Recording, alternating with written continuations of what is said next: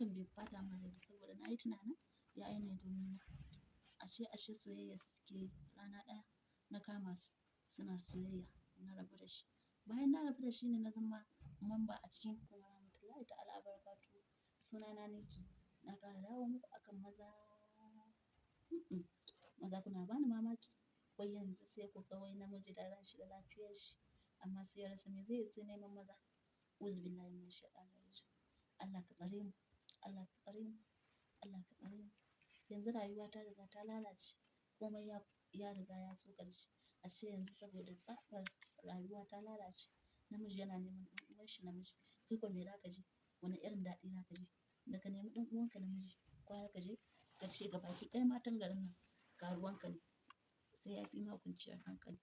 Saboda inda aka nemi namiji ma idan aka sa ƙwai da mace da namiji yadda aka gaya mana sai ƙwan ya dahu saboda tsabar azabar da ke cikin shi. Al'arshin Allah ma yana rawa da wannan sabgar. Kai ɗan uwa ku fita daga wannan sabgar. Fita fit ba sabga ce mai amfani ba. Ace ka rasa me za ka yi sai neman maza? To me namiji zai baka? Azzakarin ku ɗaya. Komai naku iri ɗaya to me za ka ji? An ɗauki bala'i da masifa an sa wa rayuwar duniya. Duniya ta kasa kwanciyar hankali. An rasa me ya hana duniya kwanciyar hankali. Wannan abin da kuke yi shi ya hana kwanciyar hankali a duniya. Ya kamata ku fuskanta wannan rayuwa ba rayuwa ba ce mai kyau ta luwaɗi.